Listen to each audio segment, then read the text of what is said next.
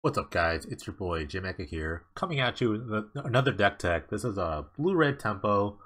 Just want to start by saying that one, this is not a new deck. This is actually a pretty decent deck back in the beginning of the season, where I think True Hero made the deck. I'm not exactly sure, but he just started floating the lists around, and a lot of people did well in the tournaments in them.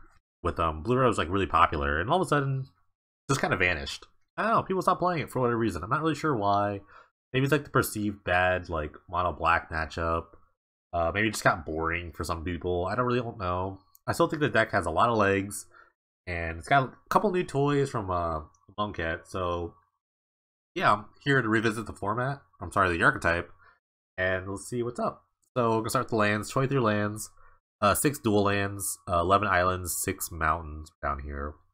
Don't really want a ton of dual lands because it's more of a tempo-oriented deck, so 6 I think is the most I can afford. It might be better just at 4, I'm really not sure, but 6 is where I'm at. I'm going to start this a little differently, so this is our threat column here.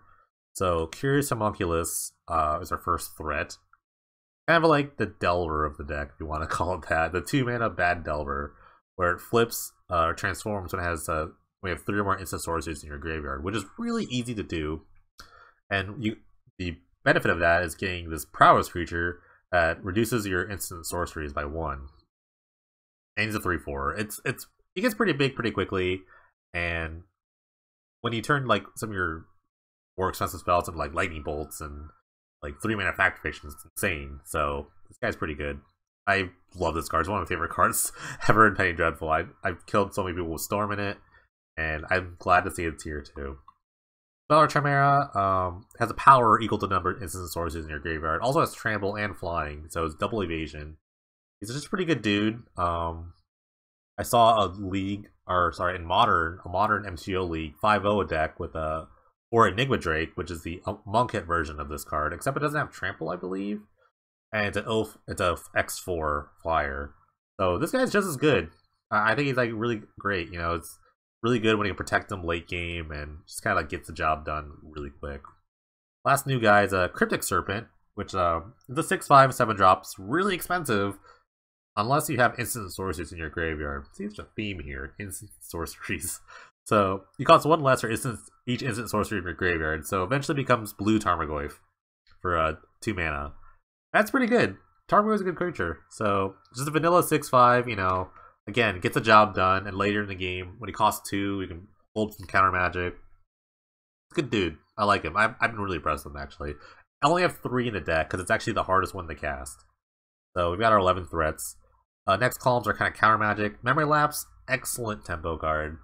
When you can trade 2 mana, or even 1 mana when you have a Flipped Homunculus out, or their like 3, 4, 5 mana spell, it's just so good. And that's all you need. Just need a couple hits here and there, and that's what Memory Lapse does. It helps you like prolong the game just a little longer, so you can kind of like get in. Perfect tempo card. Another reasonable tempo card, Unsubstantiate, playing 3/0. Either bad unsummon or very bad remand. But that's kind of all you need to. Like I said, it's kind of just all you kind of need. I think it's better as a bad unsummon versus a bad remand.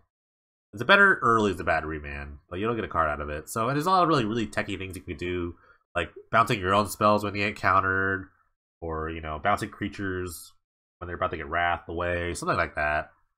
It's got a lot of implications, and it's a very nice flexible card to have in this slot. Next column is our removal package, our burn package. First Lightning, the shock of the format. It's a little bigger with Kicker. It's pretty good. I don't know if I need 4, but I think it's good enough because it's a cheap spell. Searing Spear, Lightning Strike do the same thing. 2 mana for 3 damage. But when you have a Flipped Homunculus out, they're Lightning Bolts, and I love Lightning Bolt. Last card, Fire Ice. Both sides are pretty good. Fire can just kind of like wipe away 2 little mini creatures, while Ice can just like tap anything, like annoying artifact, mostly creatures. They're just probably mostly taps creatures, and like cantrips, so that's fine too. So it's not really super dead. Last column here is card draw. Anticipate and Factor Fiction are in all my weird blue decks, except for like Storm. I don't play Factor Fiction Storm, but if I want to draw cards, I never go home without this. I never leave home without this 8-card package here. Moving to the sideboard, we got kind of our usual suspects of blue sideboarding: Negates, pretty strong. I love the fact that it's in this format now. It's such a clean answer to so many things. Rushing River is should be probably main deck. It's actually a sweet tempo card. It's better for like kind of the decks that kind of like cheat fat guys and play like Reanimator, Recurring Nightmare, things like that. Kind of just bounces things, and the kicker is not really a detriment to you. You kind of run a low mana curve. We probably need like 4 to 5 mana tops, so I kind of have a lot of extra land floating around. So Rushing River is pretty good. Trail Evidence is kind of my answer to like black decks. Try to get back the card advantage after hymning. So if you can like land one of these and start chaining some spells together, the clues add up. They really do add up. They turn into more cards. So I would normally just stop play like Treasure Cruise or something like that. But Treasure Cruise is really bad with all the creatures in our deck. Like all of them rely on stuff in their graveyard, so we have to keep our graveyard pretty full.